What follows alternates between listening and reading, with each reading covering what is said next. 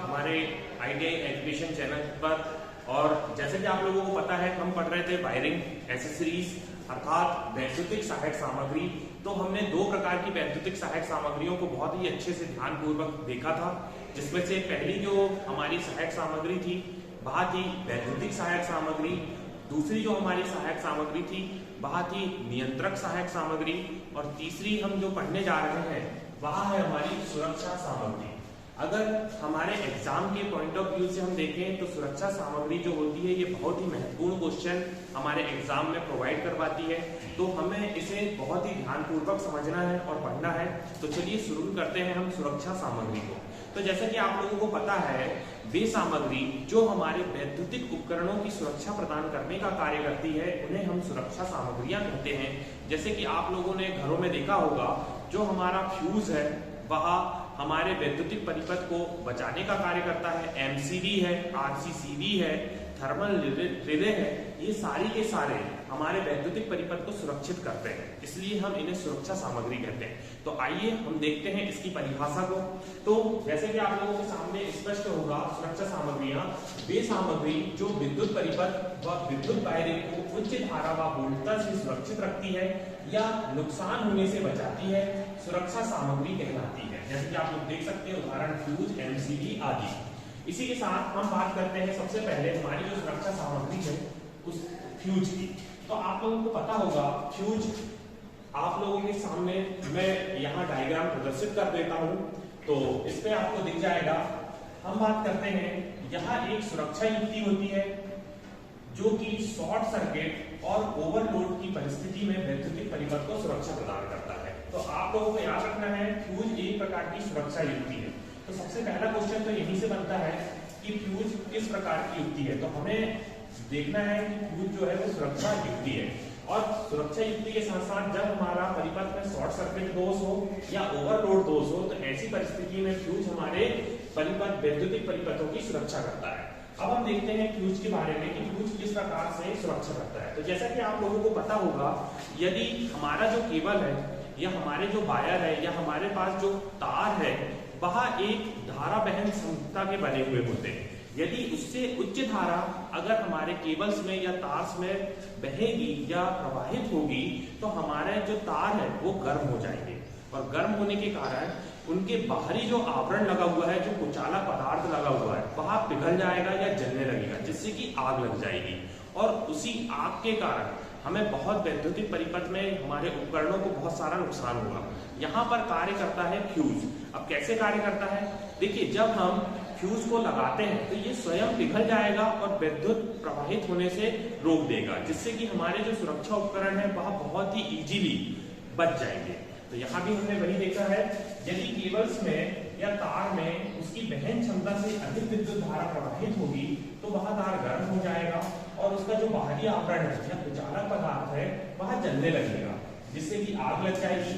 ऐसी स्थिति में फ्यूज सुरक्षा प्रदान करता है और स्वयं को पिघलाकर वैद्युतिक परिपथ में धारा प्रवाह को रोक देता है, जिससे कि हमारा जो वैद्युतिक परिपथ है वह सुरक्षित रह जाता है।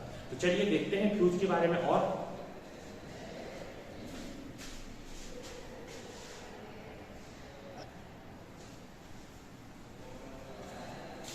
तो हमारा जो तीसरा अगला पॉइंट है फ्यूज के बारे में, तो फ्यूज बनाने के लिए हम निम्न गलनांक वाली धातु का प्रयोग करेंगे, जिससे कि जैसे कि हम निम्न गलनांक वाली धातु का प्रयोग इसलिए करते हैं क्योंकि फ्यूज में से जैसे ही उच्च धारा प्रवाहित होगी तो यह स्वयं गल जाएगा, और जैसे ही यह गलेगा तो परिपथ बीच से ब्रेक होगा और यह हमारे जो वैद्युतिक उपकरण है उसे सुरक्षित रखेगा।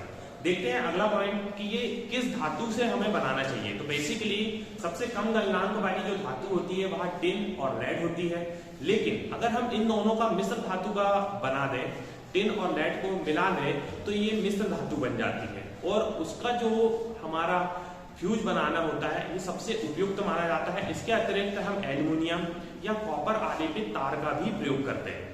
तो जैसा कि मैंने आप लोगों के सामने, फ्यूज बनाने के लिए निम्न गलनांक वाली धातु का प्रयोग किया जाता है, जिससे उच्च धारा होने पर यह पिघलकर वैद्युतिक परिपथ की सुरक्षा कर लेता है।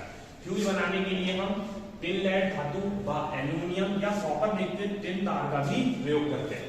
इसके अलावा अगर मैं आप लोगों को बता दूं फ्यूज के बारे में एक लास्ट पॉइंट, फ्यूज जो है इसकी जो धारा वहन क्षमता होती है यहाँ पृथक पृथक होती है। फ्यूज में धारा वहन क्षमता पृथक पृथक होती है और यहाँ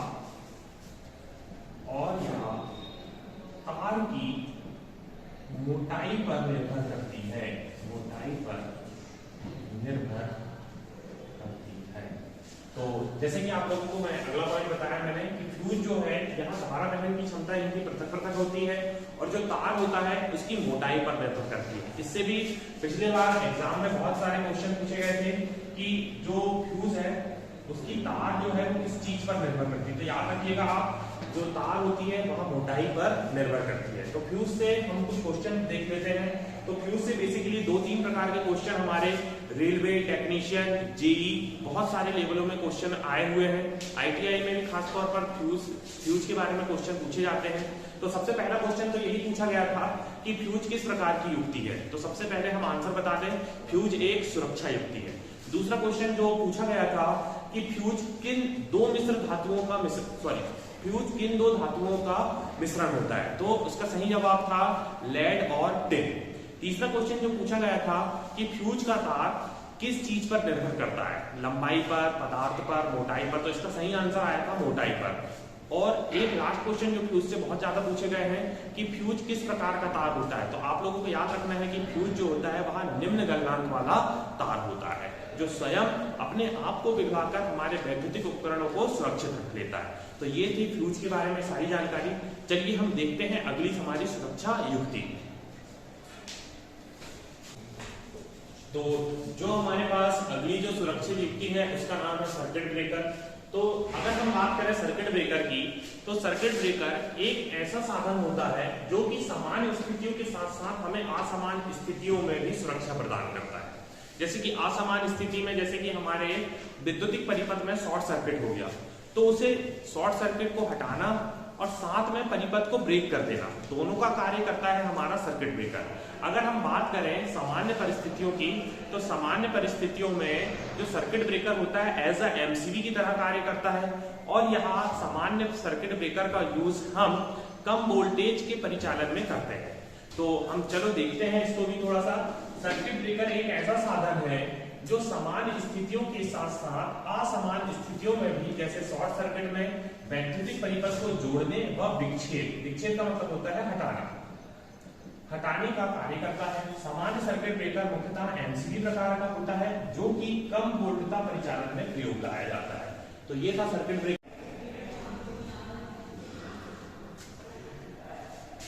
जैसे कि आप लोगों को मैंने दो सुरक्षा युक्ति बता दी थी, पहली जिसमें फ्यूज और दूसरा सर्किट ब्रेकर था।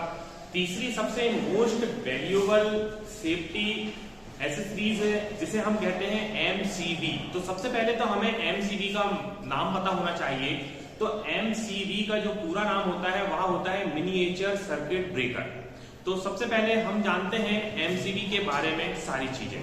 तो आप लोगों को जैसे कि एमसीबी का पूरा नाम हमें पता होना चाहिए, मिनिएचर सर्किट ब्रेकर। एमसीबी सामान्य उपयोग में प्रयोग होने वाले फ्यूज व पुनः तार लगाने वाले फ्यूज की अपेक्षा अधिक सुरक्षा क्षमता की होती है। तो अगर हम बात करें एमसीबी की, तो एमसीबी जो हम फ्यूज का उपयोग कर रहे थे या पुनः तार लगाने वाले फ्यूज का उपयोग कर रहे थे, उससे ज्यादा रिलायबल अगर वो है तो वो हमारी एमसीबी है। अगर हम बात करें एमसीबी की, तो एमसीबी के किसी भी भाग की मरम्मत नहीं की जाती। यदि अगर ये दोषयुक्त हो जाए तो हमें पूरी एमसीबी ही बदलना पड़ता है। इसका एक ये ड्रॉबैक होता है, अगर हमारी एमसीबी में अगर कोई पार्ट्स खराब हो जाता है तो हमें पूरी की पूरी एमसीबी ही बदलनी पड़ती है, ना कि उसे हम रिपेयर कर सकते हैं। तो यही बस एक डिसएडवांटेज होता है, ताकि एमसीबी जो होती है ये थोड़ी महंगी पड़ती है। इसके कारण अगर हम बात करें एमसीबी में, तो एमसीबी में ओवरलोड पर थर्मल रिले या मैग्नेटिक रिले कार्य करता है। तो ओवरलोड की स्थिति पे हमारा थर्मल रिले या मैग्नेटिक रिले एमसीबी पर कार्य करता है। जब हम एमसीबी का वर्गीकरण देखेंगे या एमसीबी का निर्माण समझेंगे तो उसमें आप लोगों को बहुत अच्छे से मैं बताऊंगा कि थर्मल रिले या मैग्नेटिक रिले किस प्रकार कार्य करता है। अब हम बात करते हैं एमसीबी की। तो एमसीबी टेम्पररी होती है, अर्थात कि टेम्परेचर का इस पर कोई भी प्रभाव नहीं पड़ता। इसी के साथ ये प्लग डिजाइन की भी आती है, जिसे हम जो भी अर्जित स्थिति में हम बस बार के अंदर इसको इनबिल्ट कर देते हैं, अर्थात इसे हम आसानी से कहीं पर भी लगा सकते हैं। इसके बाद अगर हम बात करें एमसीबी की, तो एमसीबी स्विच के भांति तो कार्य करती ही है, साथ में परिपथ को सुरक्षा प्रदान करने का भी कार्य करती है। एमसीबी ओवरलोड की स्थिति होने पर या शॉर्ट सर्किट की स्थिति होने पर स्वतः ही परिपथ को स्वतः ही तोड़ देती है। छोटे घरों में 10 एम्पियर से 16 एम्पियर तक की एमसीबी का प्रयोग किया जाता है, जबकि हमारी जो एमसीबी होती है वह 60 एम्पियर तक की हमें मार्केट पर उपलब्ध रहती है। तो ये थी एमसीबी। छोटे घर या आवासों में हमें एमसीबी ही प्रयुक्त करनी चाहिए, और एमसीबी जो होती है ये बहुत ही अधिक क्षमता की और हमें स्विच की भांति हमें विद्युत परिपथ को सुरक्षा प्रदान करने का भी कार्य करती है। तो ये थी एमसीबी। चलिए हम देखते हैं एमसीबी के निर्माण को। तो चलिए